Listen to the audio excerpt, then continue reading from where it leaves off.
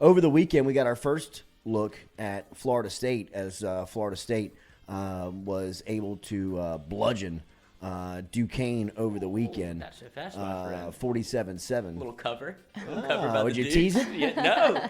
I think the spread was like 50.5, but I lost at it. Yeah, got to hit a parlay was on a the old nice take. Caesar Sportsbook. There you go. For the first time in Florida State school history, they had 3 running backs go over 100 yards. If they show up with that offensive line to the Superdome, good luck on Sunday. Because for as impressive as that number is of 300 individual yard rushers on the ground, and that's very impressive, man. I mean, that's pretty impressive from any college football stat line that you look at, no matter who you're playing, what you're doing. But if you watch that game, and I watched a lot of the first half, you saw that offensive line, that's going to be a tough matchup for them versus LSU's front four. And that'll be the story for LSU throughout the year, right? I think that LSU is going to have the advantage on the defensive line as far as matchups go, probably every game. But this one in particular, if you were watching Florida State's offensive line trying to create push and show little to no athleticism. I mean, I saw a bunch of just kind of pudgy, overweight, unathletic, club feet offensive linemen that can't move. Oh my God. I mean, they had 3 of the lowest rated players of the weekend, according to Pro Football Focus. All came off of Florida State's offensive line. I mean, I'm not just making this stuff up. I mean, if you kind of go and evaluate and look at their performance, I mean, it was very underwhelming. And that's kind of being polite, and if LSU is the next game on the roster, see, this is kind of where I almost think that LSU maybe has an advantage of not playing last weekend and getting a chance to see Florida State play, because Florida State knows that the competition's about to kick up. Like, they know that it's not going to be Duquesne getting off the bus on Who said that? on Jack 2.0 is like, oh, they're playing Duquesne? Like, Duquesne? He's like, I mean, that's a tough one. And you've never seen it before. Right. Just sound it out. It is. Absolutely. Looked on phonics. Absolutely. Giacamo. But, I mean, I know that Florida State understands that it's not Duquesne getting off the bus on Sunday night, but I don't think they have any idea what they got coming their way.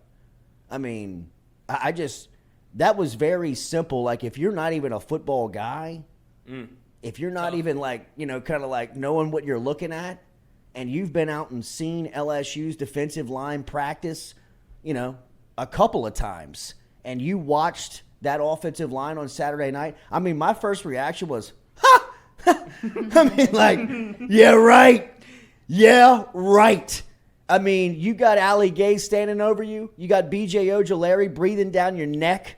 You got Jaquelin Roy and Mason Smith coming at you in the first game of the year, 100% healthy, revved up in the dome, on the carpet, because it's going to be a long night for Florida State's offensive line. I mean, I'm not ready to say that LSU's going to blow them out. I'm just saying when it comes to that part of the game, they're in trouble.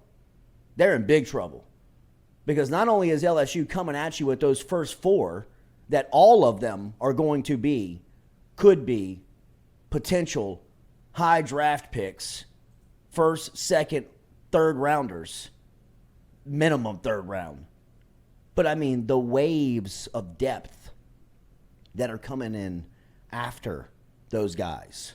So, I mean, when, some of these cats that couldn't and were having trouble pushing Duquesne around on Saturday night, lines up over a guy like Desmond Little, who you got no idea about. You got no idea who Desmond Little is if you're Florida State. They're so worried about Ali Gay. They're so worried about B.J. Ojolari. They're so worried and stressing out about what they're going to do with Mason Smith and Jaquelin. You got no idea who Mekhi Wingo is. You got no idea who Savion Smith is. You got no idea who some of these cats that are be coming in at you in late in the second quarter, early in the third quarter, when you're thinking, damn, where's Gay at? Where's Ojulari at? I mean, I was hoping to take a play off. I mean, I'm just telling you, maybe they can make vast improvement because, one of the big coach speak lingos in football is that your team improves most through weeks 1 and 2. Maybe Florida State's offensive line can improve between weeks 1 and 2 for their program. But unless they're able to go out and recruit new players, I don't see it.